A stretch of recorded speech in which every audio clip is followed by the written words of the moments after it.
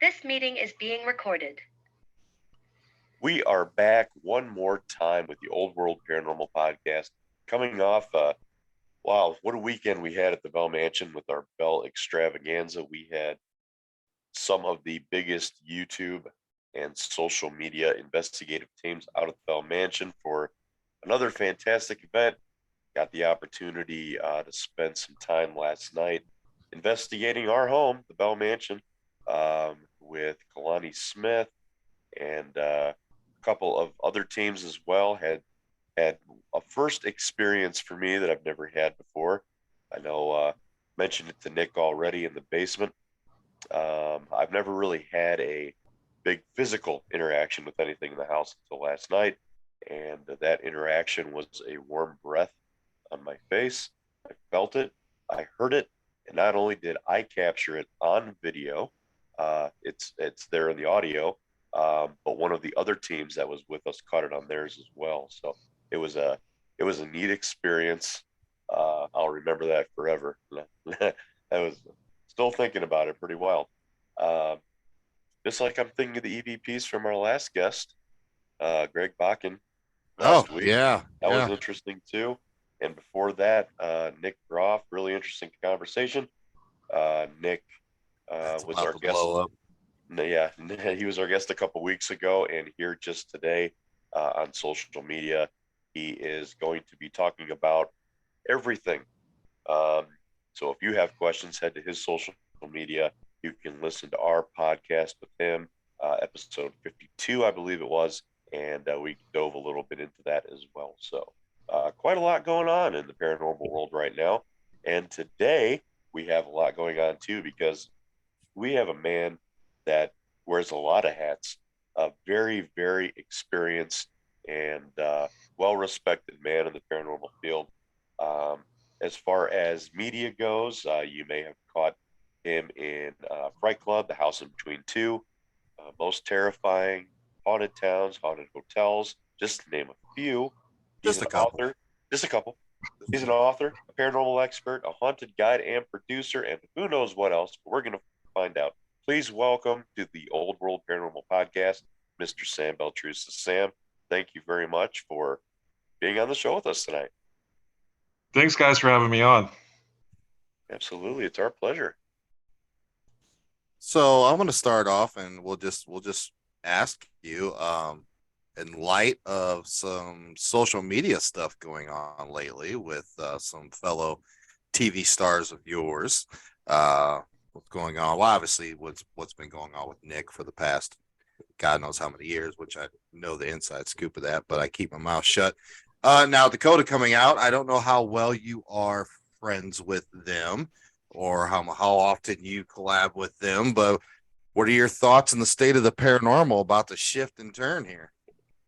So, I mean, I generally stay out of that sort of drama. So it's really important to me as someone who, I did a show called Curse Lizzie Board that aired on the Travel Channel last night.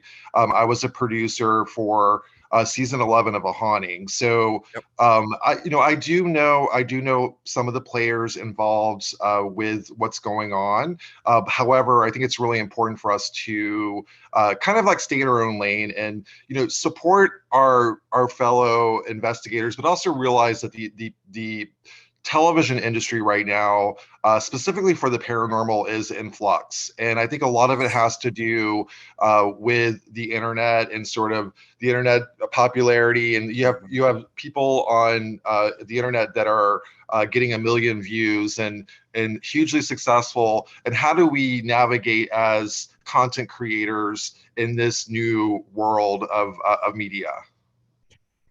I how do you I don't know. I don't know if they go back. I mean, I think that the cable networks and in general TV, um, I don't know, they're gonna have to do something different because there is a big shift in the paranormal, and it is going to live streaming and social media platforms, Instagram, YouTube, TikTok, stuff like that. Some of the content creators on those are doing well, doing a lot better than some of the TV shows that, for 15, 20 years, it was faithful. You would turn on the cable TV and go to your favorite, TV, provider, or being Travel Channel, Discovery, or Sci-Fi, or A&E, or whatnot, to watch all your favorite paranormal shows. But I don't know. It's definitely shifting. If you've been around long enough, you notice that there has been a shift. It's consistent. It's like a circle. Yeah. So you have a period where there's a lot of paranormal themed television shows on, and we've kind of gone through a period where that was, there was a lot of us on television, and then it goes to there's not a lot of shows on TV. So, we may be going back to that cycle where we have to reinvent ourselves as a community. I think the most important thing for us to do is really support each other as opposed to, backstabbing or attacking people. Like with getting back to the controversy that's going on with the shows that will not be named, or the people that will not be Yes. named. Oh, we'll name them on this podcast. Yeah, but I do. Yeah, I mean, this past year we had and I'll go on the record for this. Some shows that I just was not a fan of. Like Conjuring Kesha. I mean, like that was not a that was a horrible show. My Possessed Come on, Pet. Sam. That was my favorite. Yeah, Killing and me, I mean, buddy. No, I'm you're just gonna kidding. bedazzle your REM pod and put that on TV and expect that to do well. It's a slap in the face of actually legit paranormal investigators. So, I do have a strong opinion. I've actually been told not to not to voice my opinion, but I also think it's important for us to support each other, and not to when someone gets on a TV show, applaud them. I mean, applaud them for doing that, because I'll tell you, it's hard. It's not easy to do it. There's a lot of, having done a lot of television myself, you get a lot of people that once you're on TV, like you're a sellout, or but I've written 15 books. I have earned my position in the paranormal field, and I've done a lot of research, and I don't want to be on TV. It's not my motivation. My motivation is to sell my books and to reach as many people as I possibly can. It's not the fame associated with being on TV, and I think a lot of people get that wrong. I think that should not be the major motivating factor. Yeah, I mean, the overall consensus is most people are genuinely happy for the people that make it on TV. But the people that do backlash, it's just, it's a lot of jealousy, why them, not me type of thing, unfortunately. Yeah. But that's not just in the paranormal field. That's just generally in life. People... I honestly think what's going to happen is, since there is such a big shift right now, and tell me if you agree or disagree with this, Sam.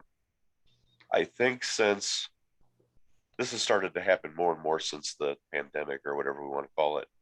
But I think what's going to happen is that the next generation of investigators and shows is going to be these media outlets and channels reaching out to these social media teams and investigators that have these shows and bringing them on board.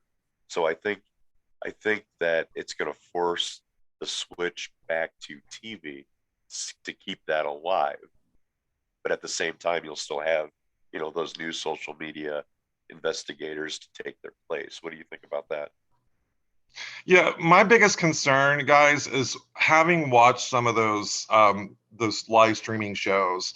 The people that are involved are the ones that are really popular. I feel like, to me, I view the paranormal as it's sacred, and when you investigate, you don't provoke, you show respect, and I think that there's sort of a push to, I guess, fake evidence, and there's all sorts of things that are happening on social media, and I don't really watch those shows, but the kids do, and there's a whole new generation that love the YouTube shows, and it's a little scary for me when I do watch it to see that every place that they go to, there's a demon. Yes. There's a demon in every haunted location. This kind of sounds a lot like me, doesn't he, Nick? Yeah, I think we're thinking the same thing, but we're not going to say it. Well, we've been on the podcast for 10 minutes, Sean, and I've been possessed 3 times. So. Oh, well, usually 7 to 13 minutes per episode. Oh, never mind. I'm sorry, I'm going there. Sorry. Yeah, I agree with you 100% on that. Well, no, that's not the reason why we have you on today, Sam. We want to learn more about you and what you're doing. It's a hot topic on the social media trend today, so we wanted to see what your input was on it. Yeah, it's a hot topic, and I have notoriously stayed out of it. I will say this: the biggest travesty. There's a lot of shows that aren't getting picked up. Like the Holzer Files was an amazing show, Right. and the fact that there wasn't a backlash about the Holzer Files, or I really like Destination Fear. I think it's a different format. I like that they don't find a demon at every location. Do I think it's a little dramatic sometimes? Yeah, absolutely. But they're good. They're good kids, and they're good. Yeah. They're strong investigators, and they're getting better every season. But I also think that there's shows that have been around for generations, for the beginning of Like a Haunting, the show that I was a producer on. What about that show? I mean, to me, like a haunting has been around from the beginning, and the fact that we're not talking about a haunting versus Destination Fear, which has been around for 4 seasons, to me is a travesty. Yeah, no, I can't argue that. I can't argue that. I mean, the show The Haunting has been around forever. It's a good show, and I don't know, maybe because I don't want to say anything bad about Destination Fear. I love the show and the concept. I love the kids.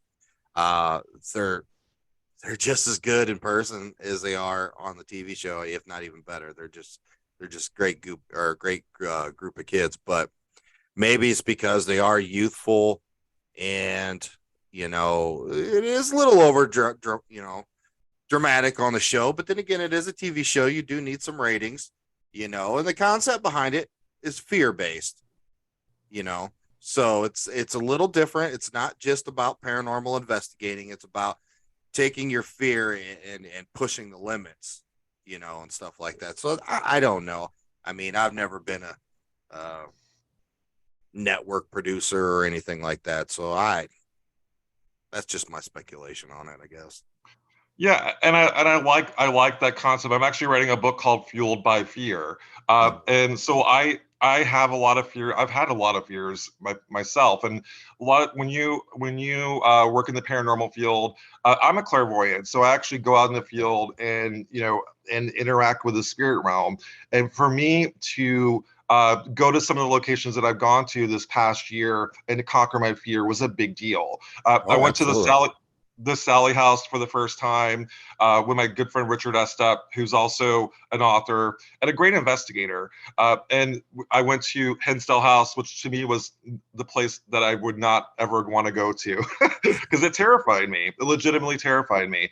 And so for me, the concept of conquering your fears is very much a big factor in my paranormal experience. Yeah. There's a couple things I always tell people, because they always come in and they ask us questions, like, especially people that want to get into the paranormal field. I said a couple things. I said, number one, please, make sure your mental state is good. Your mental health is a number one importance, and number two, if you can learn to control your fear, you'll be fine. The rest of it's it's a walk in the park, piece of cake. So yeah, and a lot of times you'll find entities that you encounter at these locations, they feed off of fear. Oh, and absolutely. and so if you come in and you're expecting to be attacked, you're going to be attacked. And that's kind of my experience in the paranormal. Like I went into these locations terrified, and I got attacked. And so looking back at my approach this past year, actually going in trying to be objective, not being afraid, it worked well. I was able to do things that I never thought I would be able to do, and I have legit reasons to be terrified. I mean, I had a situation where I got an attachment that nearly killed me, and that's the dark side of the paranormal.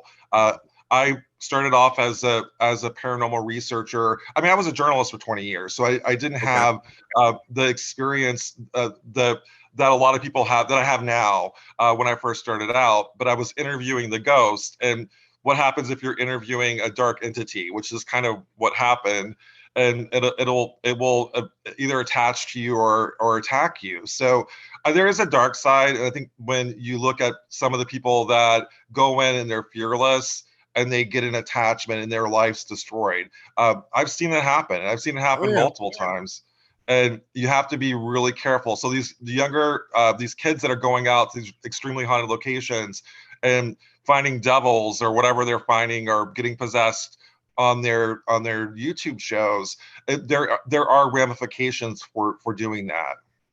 Oh, absolutely, absolutely. So let's go all the way back to the beginning. When did you decide to get into the paranormal? Did you have lifelong experiences? When did you realize that you had abilities or gifts? Yeah, so this has been a work in progress for me. So I was a journalist for about 20 years. A lot of my journalism was investigative reporting. So I did a lot of crime-related stories. Then I started writing every Halloween. I would write like the paranormal themed story. So haunted hotspots in Boston or haunted hotspots in Florida. And then I wrote an article that turned into my first book called Ghosts to Boston, and that was in 2012. So my first approach, I was extremely, I was cautious about going on the record as being a sensitive, because I was a journalist and I was well respected, and I didn't want to lose my credibility by actually believing, like seeing, like I used alleged a lot. Let's put it that way. The allegedly haunted location. So I started off really cautious, but also I had experiences since I was a kid. So the clairvoyance has been a part of my journey, but also too, back when I first started writing books, I was sober. So I got sober in 2009, and the ghosts were still visiting me. So it worked in tandem with that. And so I've been doing, started, my first book was 2011 I started researching my first book, and it's been getting more intense every book. Yeah. Cool. We're now at number 15 that I just finished writing. I can't even get one done, let alone 15. So been working on that dang thing for months. But anyways, so is this something, because most mediums and stuff, it's a family trait. It gets passed down to generations, or another case, somebody has like a near-death experience, or they did pass, or they brought them back. I mean, is that something family related, or did you have an experience as a child that kind of awakened you in that way? Yeah. So when I was a kid, so now that I've kind of come out of the crystal closet, if you will, but both one of my sisters, Shannon. So I teach a class, a mediumship class called Spirit Squad, and my sister Shannon is a part of it, and so is my sister's daughter, my niece Aubrey, is also gifted. So we're doing this for her, to give her the tools to be able to deal with the things that we dealt with growing up. We grew up in the Bible Belt, so we grew up in Pensacola, Florida. And it was considered to be from the devil, if you interacted with the spirit realm. And when we were growing up, my grandfather passed away when I was around 6 years old. He visited me when I was a child. It was normal for me to interact with my grandfather, who is still my spirit guide. So now that I went through many years of having paranormal blinders, but also having a pretty terrifying experience as a child. I remember in my window, there was a man wearing a hat with red glowing eyes. And that thing has followed me most of my life. And I don't like talking about it, because every time I talk about it, actually my computer cuts out. So I don't want to lose connection, but it's one of those situations that's popped up over and over throughout my life. And I think that it's gonna hurt me? No, but it just watches me. It just sits there and watches me, and it's terrifying. And so I went most of my young adult life terrified, and to the point where I tried to drink the ghost away. I tried to drink it away, and it didn't go away. And then I got sober 2009, and they were still there. So it's been a long journey of dealing with my fears, dealing with the repercussions of kind of being out with this. I mean, because I'll be honest, like my friends before I started in the paranormal are very different than my friends now, and it's almost like by being open about this, you lose some of your normies, I guess, the Yeah, friends right. that don't believe in the paranormal. Yeah, we have a lot of people that are like that, but that's the beauty of the paranormal community. You meet some people in the paranormal community just once, and it's just, I don't know, you become lifelong friends, and it's something special in the paranormal And community. and before we move on, congratulations on the sobriety, because that's a huge deal. Oh, Where absolutely. our team, Old World Paranormal Society, we're very big on mental health, and that's a big part of that as well. So yeah, congratulations on the sobriety for sure. Thank you. And yeah, and part of the journey with sobriety actually opened up me spiritually too, because part of recovery is to getting in touch with your higher power, and that's part of my journey is sort of opening up and also believing that there's a higher power, and that helped me end up where I'm at currently, which is I identify as a clairvoyant. So talk about clairvoyance. So if somebody doesn't understand what exactly a clairvoyant is, what is that? So I identify as a clairvoyant. That's basically to see. So there's the clairs, there's clairaudience, which you can hear. Sometimes you get spirit messages. To me, clairvoyancy is an umbrella term that um, I have multiple gifts. So I'll get spirit messages. I will actually physically see spirits, and that's something that terrified me at first. So I actually started off as clairaudient, where I actually would hear like I would get spirit messages. And this is something that's developed by working the muscle after years of not working the muscle. So I will see, you see usually in your third eye, sometimes you'll physically see manifestations. I got a spirit message this morning. It said, it's coming for you. And I'm like, okay, thanks for the ambiguous spirit message, lady. Uh, yeah, I'm like, it's coming for you. I'm like, who's coming for me? And I'm like, is it the podcast that I'm filming tonight? But Yes, that's it. yeah, no, but it literally said it's coming for you. And I'm like, okay, what does that mean? So a lot of it is figuring out, it's like charades, figuring out the puzzle. Hmm. Interesting. What is your take on the afterlife? Like, what do Uh, you spiritually, or what do you feel is the afterlife?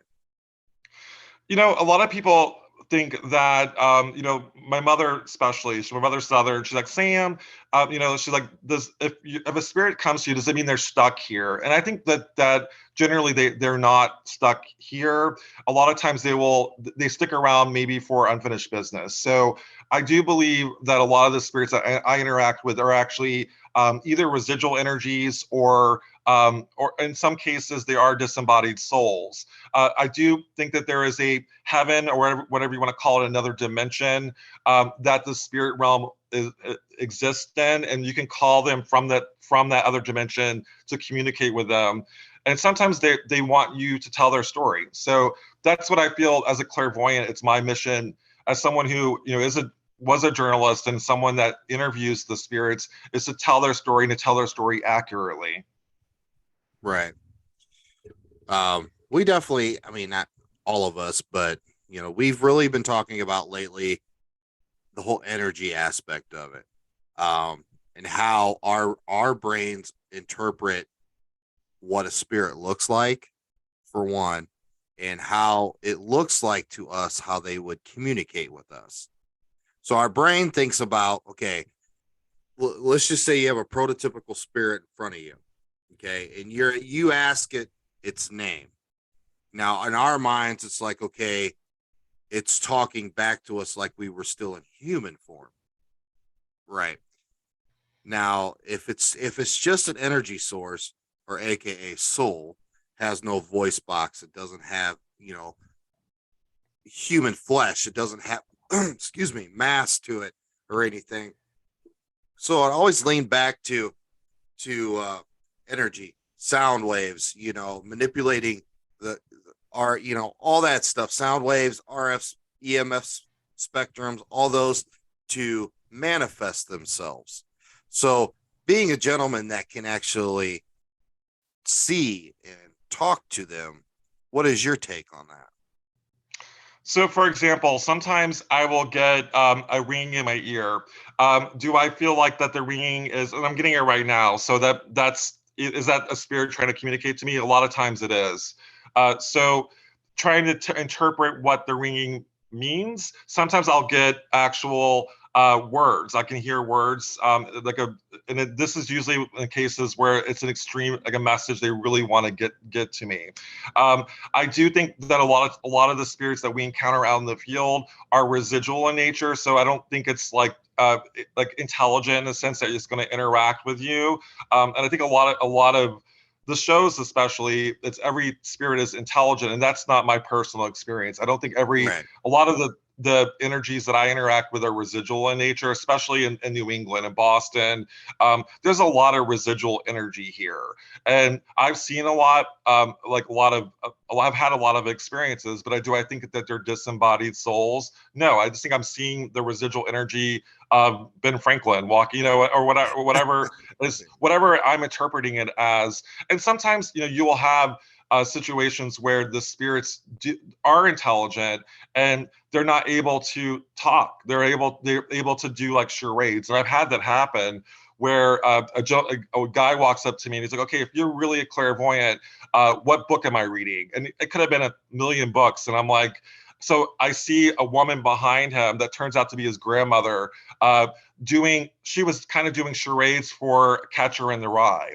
So she was like doing she's like a glove, and then and I'm like, okay, it's Catcher in the Rye, and so I guessed it based on this woman standing behind him. So it's kind of like a puzzle, and Interesting. that figuring that puzzle out, you have to. It can be complicated sometimes, and sometimes you misinterpret the messages. So it's important for me to try to my best to interpret the messages. Right. So we're always trying to think outside the box here. I mean, obviously myself, I do not have gifts like that. Some days I do wish I did. Some days I'm like, no, I'm good. But anyways, I think most people are like that. Well, so last night we ran an experiment. Okay. So it's kind of like a sensory overload experiment. Okay, so we had a lot of LED lights around us. We had some, what were they, strobe lights? They weren't strobe lights, were they, Sean? What are they called? They were LED lights, but they had strobing effects to them. Okay. I don't even know how to describe the music we were using. It was actually the music that was played during the Waco assault. Yes, that's Texas. correct. The Waco assault. The same songs that they played over and over. So we did that. High-bass music. EMF pump, and we were doing the Estes method. Now, I'm sure you're familiar with the Estes method. So I use it all the time. Yep. Yeah, I mean, it was definitely a very unique experience per se. A lot of us today are, I don't know, how do you want to describe it, Sean? Because I know you said you felt real funky today. But yeah, for most of the day, I was real sleepy. I'd fall asleep for an hour or two, wake up, fall asleep, just had that general, blah feeling. And I think, part of that may have been from all that, the lights probably, and, a combination of several things. But yeah, like Nick was saying, it was normally with the Estes method, you've got something over your eyes, you've got the headphones on, you're depriving some of your senses. Well, this experiment that was being done by Kalani Smith, was the person who was doing it. Instead of deprivation, it was overload. So you would sit there with no blindfold on. You'd have on the headphones and it's connected to the spirit box. And this whole time, lights are flashing, changing colors. Music is playing, different decibel rates, different frequencies, and to see what would happen. And all this energy and all these lights and sounds were focused in one area. Yeah, one specific area, like a corner of a room. Right. what are your thoughts on doing something outside the box like that? Have you done any experiments like this? Yeah, so I'm a big believer in the Estes method. However, my approach to the Estes method is not taking verbatim what you're hearing on the Spirit Box 7. It is to actually use your abilities to go into the zone. So it sounds like your guys are sort of like kind of trying to go into the zone where you and what you're describing to me sounds like a paranormal hangover.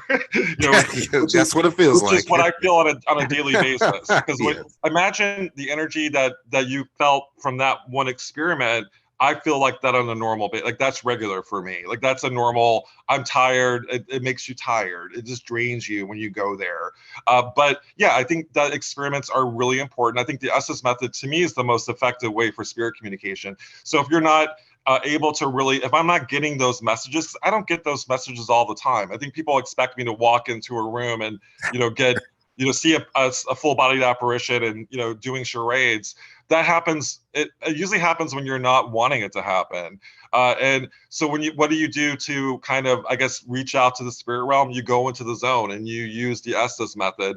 I think that I don't use a blindfold, so I actually I close my eyes and I'm able to and a lot of times I'm able. It's almost like a light trance channel that I'm able to do. As we've seen on Curse of Lizzie Borden, I'm able to go into a trance. What I don't want to do is go into a deep trance, because a deep trance, I did on Curse of Lizzie Borden. I will never do it again. Where I was fully taken over, and it's like when I say fully taken over, it's just like the spirit used me as a vessel, and it took me about a year to recover from that. It was so draining, emotionally and spiritually draining. So I just when you do that, guys, just be really careful. Yeah, I believe in experiments, but why are you doing this? Are you doing this to actually get their stories? Or are you doing this to push the field forward? Like, you got to look at what your motivation is. Yes. You're actually using your energy to you're putting yourself potentially in danger. So for what? Why are you doing this? Okay. Yeah. Well, that's a very good answer, Sean. Why are we doing this? Okay. So the Bell Mansion here in Fort Wayne is our location. I'm not sure if you've heard of us yet. Yep. And our spirits in our facility are like some of no other. And I could sit here and try to convince you of that all day and every day, but until you step into our building and walk around and experience our building, experience our spirits in the building, it's like no other. I've been to hundreds of locations. I've done over 50 residential cases and this or that. This is something totally different. And we have such a special connection with spirits in our building, and we will protect them at all costs. We do not allow any spirits in our facility to act out negatively. If anything's portraying themselves in any way, negative or malevolent or anything, they're gone.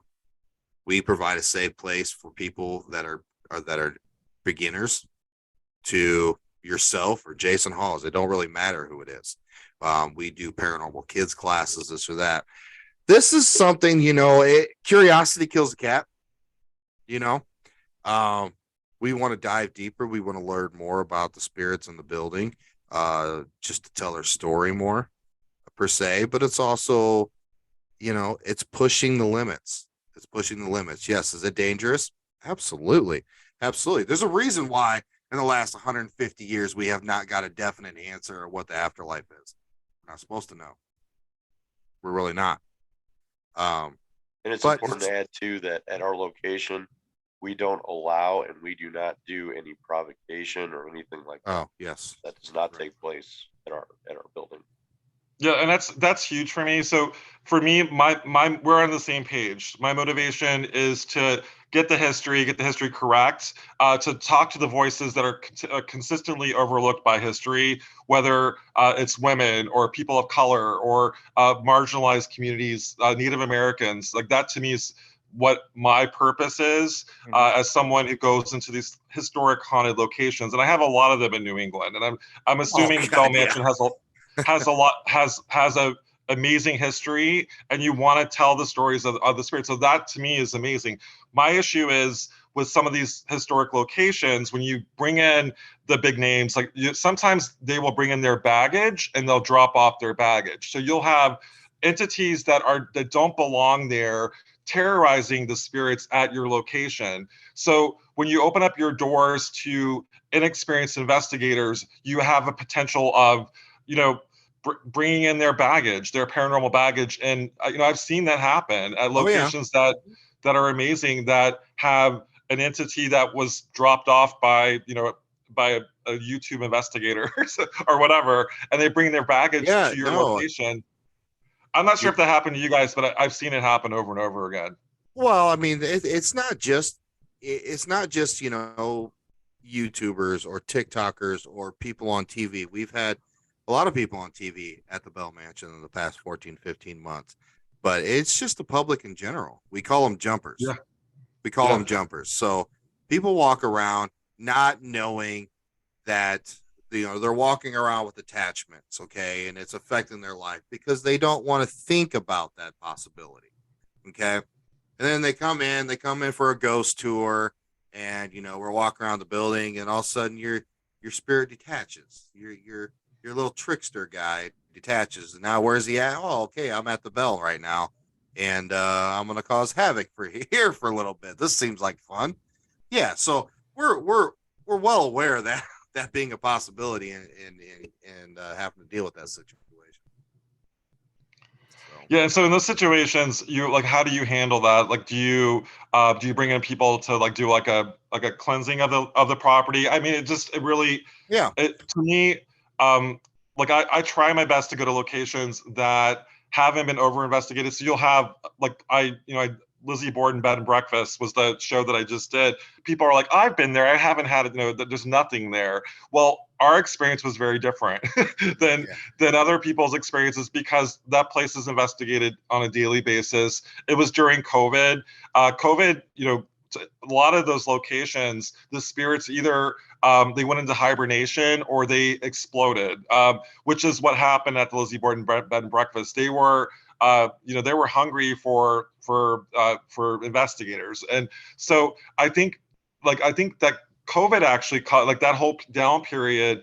It went in two different directions. Either the spirits kind of, I guess, pulled away from the location, or they went on attack. And I've seen that also happen at other locations too. And now that we're back investigating, I think it's almost different at some of the locations that were my regular haunts before COVID are different now after COVID. Oh yeah, I would totally agree with that. We've been to some locations where it's like, okay, this just, not to say you're not guaranteed to get interaction. Okay, I want to state that. But the energy you feel when you come into a location that you've been there a couple times or multiple times, or it's your regular haunt, that you like to go to, when you walk in, you're like, the energy is just different. It's just completely different. And also too, Nick, it's the combination of people too. So when you have someone like myself with other people, it's almost like we're generators, like we generate activity, and you'll see that certain pairings of people at the Bell are going to have more activity than other pairings. And for better or for worse, maybe because I'm terrified, I do attract energies. Activity spikes, but not always. That's not always the case when I walk into a room. A lot of it has to do with the spirits that are there that want me to tell their story. So if they feel neglected, or they feel like that they adamantly want to tell their story, I will get those spirits who want to communicate. But it sounds like you guys are actively trying to reach out to your spirits, and you're almost like you have a relationship with them, and that's beautiful. Like that's exactly what I'm hoping other historic locations can do as well. Yeah, absolutely. Yeah, they know us by name. Like they will call out our names on EVPs and during Estes. I mean, it's we're very spoiled. When you get a spirit saying Carboni, Yeah. Yeah, I mean, Last come night, on. actually. That's I pretty mean, cool. You know, so I don't think that's residual. I mean, No. so, but all right, let's talk about a couple of these shows you've been on, Sam. You said recently the Lizzie Borden episode. Obviously behind you here, you have a poster of haunted hotels. Let's talk about a couple of those. Yeah, so the haunted hotels, like that's just that was my set. So I did a podcast on haunted hotels. I also did a streaming show called Dead Ends, Okay. which was we would go to haunted hotels, and it was an online investigation, almost kind of like an experiment to see what happened. And so not sure what the future is with that, to be honest with you, but that was just a fun project, getting my friends together, like Richard Estep, like Becky Galentine, who's a TikToker, one of those social media influencers that does an amazing job as an investigator.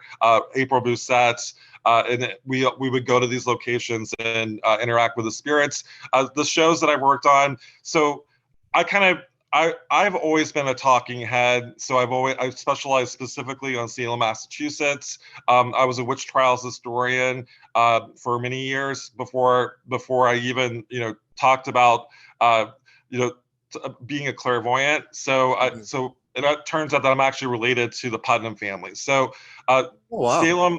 Yeah, so that was a twist to my story that's happened. So I've been really focused on, it's a book that I wrote called Related to Evil. So I'm related to the Borden family, related to the Putnams, and this is from my mother doing genealogical research while I was out hunting ghosts or researching ghosts, and Wow. and so a lot of the things that I've been writing about, I'm also related to, and that was huge. Like that rocked my world to the point where when I'm investigating the Lizzie Borden bed and breakfast, it's almost like I'm investigating a family member, and so it's to me a lot more personal than it was when I first started. So show wise, I mean, I've done Most Terrifying Places. I was on a haunting. I can rattle off the shows, but to me, Curse of Lizzie Borden is extremely important because it was almost like my life kind of building up to this moment to investigate with Dave Schrader and Chris Fleming and Lou Anjali at a location that I knew really well, but my experience there with them was completely different than the 50 other times that I've investigated that location. How was it investigating with Chris? It was absolutely amazing. I mean, there were, like, when I say I never met Chris Fleming, and I don't really watch a lot of the TV shows. I know that sounds bad, but for me, many Right. years I didn't watch like Psychic Kids or the other TV shows. I don't watch television. I generally, for many years I produced TV shows, but I didn't watch TV, so I didn't really know his whole backstory. But when we came on set, it was almost like us together activated my abilities to a whole new level. And so the combination of Chris Fleming with me at the Lizzie Borden bed and breakfast, I was able to channel and to channel safely for the first time. And that to me is like, that's a big deal. Yeah, it's huge. It's huge. Yeah. And we were talking on another plane, like during the seance, during Curse of Lizzie Borden, that seance was terrifying, but we worked together almost on a different plane that I have never experienced that. That's the only time I've ever experienced that, where I'm talking to somebody and we're not talking on camera. It's like we're talking in another realm, and so that connection, you have to trust your teammate. And I knew Dave Schrader from before, but I didn't know Chris Fleming, and to be able to trust him on that level, I'm forever bonded with him because of that. Yeah, I've heard nothing but good things about Chris. He's phenomenal. Yeah. I was wondering how, with your abilities and his, teaming up together in, that atmosphere, being Lizzie Borden's place and then doing a seance. I mean, wow, to be a fly on the wall in that room when that happened. It was explosive. And I will say, like, I came on the show to be a historian and not a clairvoyant. So I walked in as a historian, a talking head, and it just started happening. So they're like, okay, we got to repackage you as something else, because you're channeling on the show. And I'm like, well, I mean, I identify as a clairvoyant, but I wasn't public with that. I do that. I've done that in investigations for many years. I just didn't want to go public with it, mainly because once you go public with that you're a psychic medium, people discredit the 15 books and all the research you've done before. And I just didn't. I didn't want to go there in a public way, but I had to. There was no way I could have done that without channeling. Yeah, I believe the first time I saw you was the House in Between Two, the second one. And that happened after Curse of Lizzie Borden. So they're like, hey, we want to bring you on as a psychic medium, and I'm like, what about like I want to be presented as a paranormal researcher and historian, but I will tell you that I'm good. I mean, I go into these locations and whether I like it or not, I have the gift and I have to work the gift. And it's just sort of like, do I try to hide it like I've been trying to hide it, or do I just kind of embrace it?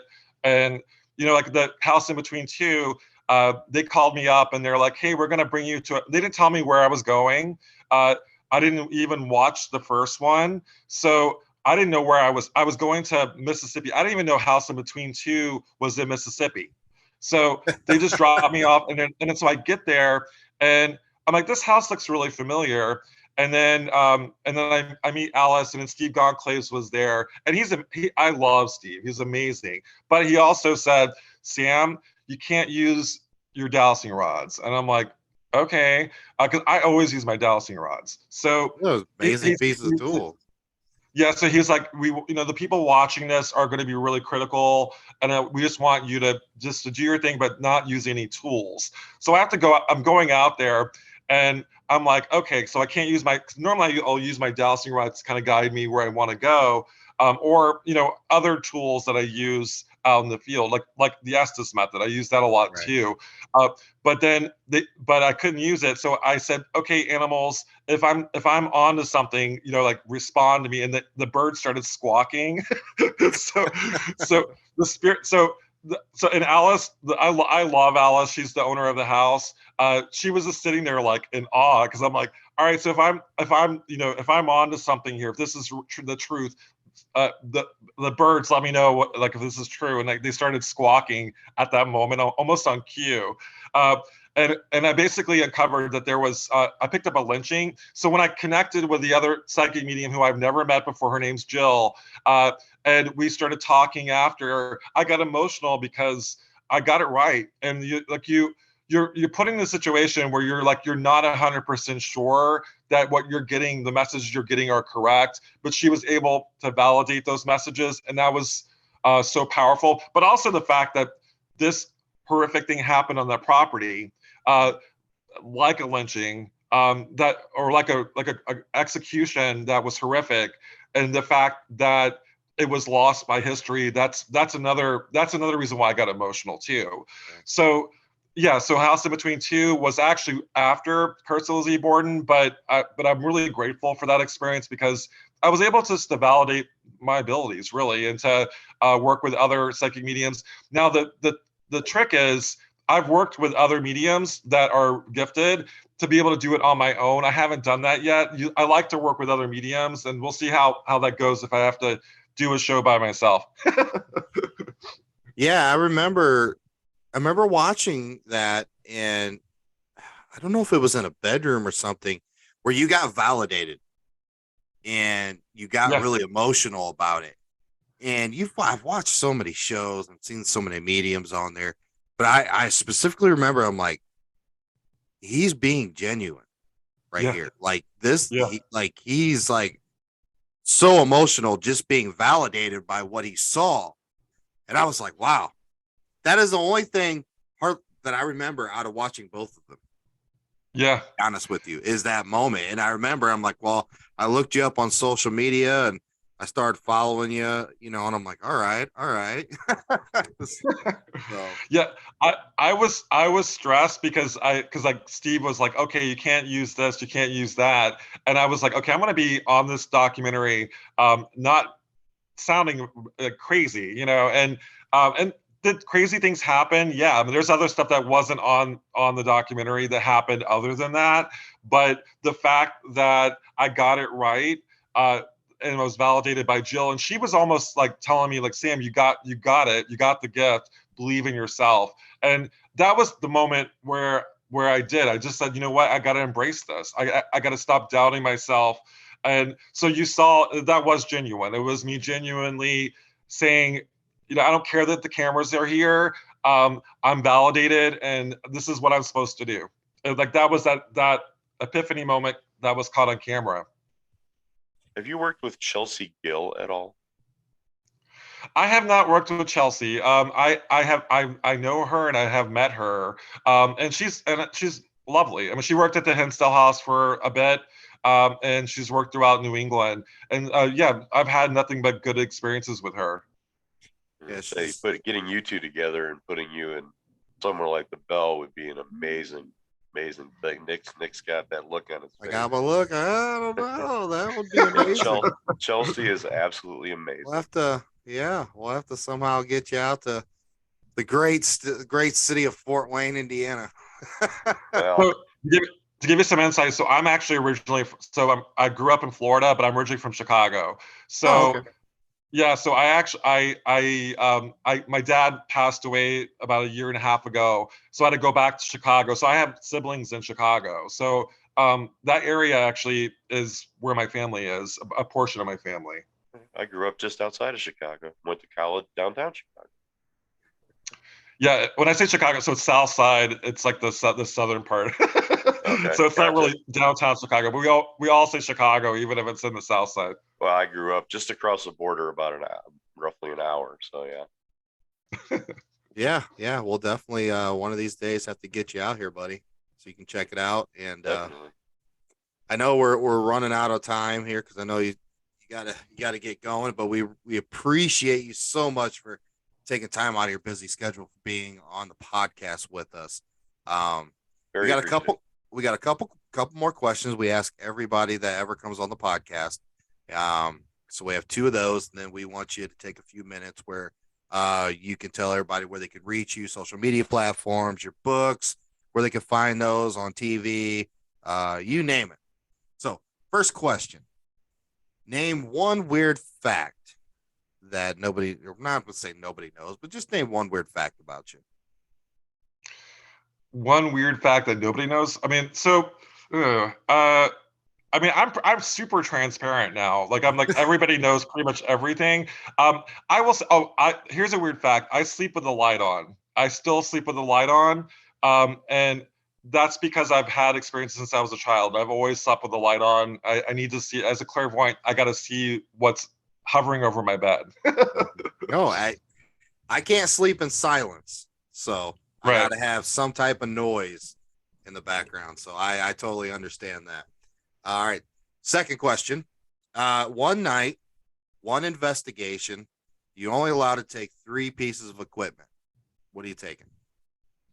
All right, so I How's rely your odds? heavily on my senses, and I've actually have learned to not use use equipment, and I actually prefer that. But I'm a big believer in the Estes method. So Spirit Box 7, and with the noise cancellation earphones, I hope that counts as Yeah, one or we'll two. give you that for one. Okay. I am very much. Everyone says this, but I use my recorder all the time. So recorders to me are like my number one tool. I'll record all my sessions, but that's also for my books too. So I'm able to use my recorder as an interviewing tool for the people that I investigate with, along with EVPs. So definitely my recorder, and then also too, I'm trying to go over the third. I'm not a big equipment person, but I love my dowsing rods. Mm-hmm. Hey, those go back a long way. So Yeah. And again, that's another Old World Paranormal first for equipment, is nobody has ever said dowsing rods before. Are you sure? I'm pretty sure. Pretty sure we'll have to go back to the archive here. I Yeah. don't know. Yeah, I think somebody said dowsing rods before, but maybe I think not. so. Yeah, we'll have to check it out. And also, guys, people think that the spirits are moving your dowsing rods, and that's not how I interpret it. I view it as me tapping into my abilities. So it's almost like a wand, and I'm like using my abilities to say yes or no. And that was the the realization that took me years. I would thought that, oh, the spirits are moving it, but it's actually my subconscious that's moving it.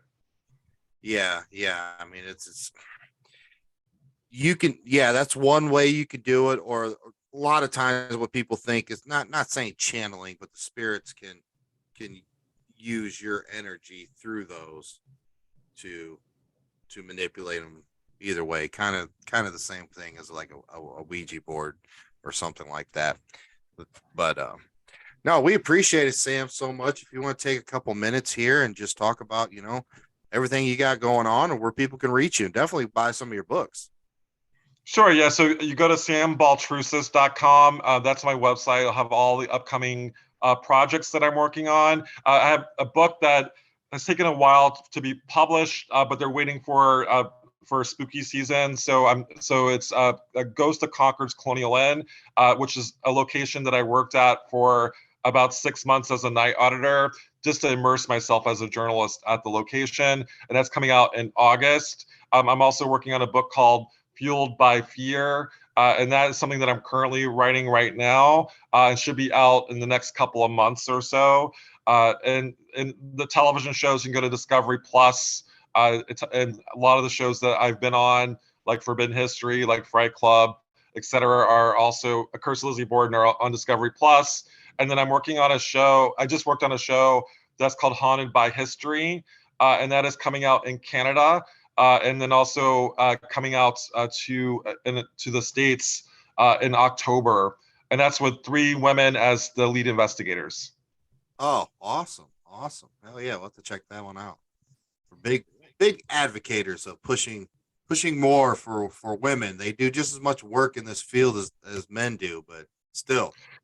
Yeah, everything you I see. signed on when they told me that it was 3 women investigators and that one was a history teacher, one was a scientist. I'm like, absolutely, sign me up for that show. And they were amazing. It was amazing to work with them. Yeah, we'll definitely have to check that out. Yeah. Well, Sean, you got anything else for Sam here? Man, I'll tell you what. I wish our time wasn't limited, because I think there's a lot more we could talk about. So hopefully again in the future, we can get you back on for another round. Maybe once your new books and everything come out, maybe we can get you back on, talk about some new things, talk about those. I would love to check out the Bell Mansion. I don't know anything about the history, and that's what I like to do. I like to go in, let the ghosts validate the history, and then maybe find a piece of the puzzle that you guys haven't uncovered. And that's something that I love to do, and I have been doing that more often. You would think that I, as a historian, I would know all the history, but I kind of block myself from looking up locations, so I won't know the history before going there. So I don't know anything about the Bell Mansion. We'll save the lookup on the mansion until I actually go there, because I have a feeling that I will go there in the next year. So maybe with Chelsea or one of my other psychic medium friends. Absolutely. Just Sure. Well, if you don't want to know anything about the Bell Mansion, stay off social media then. Yeah. Just kidding. I literally don't. All I've seen is, I mean, I know that you both work there, but all I've seen is the posters. It doesn't say like what the spirits are or anything like that. Yeah. So I don't know anything about the spirit realm or the history there. Absolutely. Well, again, Sam, thank you so much for taking time out and coming on the podcast this week. And hey, hopefully we'll see you here in the near future. And best of luck to you. And guys, seriously, get on the Discovery app. Check out Sam. He's legit, guys. We appreciate it. All right, Sean. You ready to get out of here, buddy? All right. Till next time, guys. Thank you so much for listening to another wonderful episode of Old World Paranormal Podcast.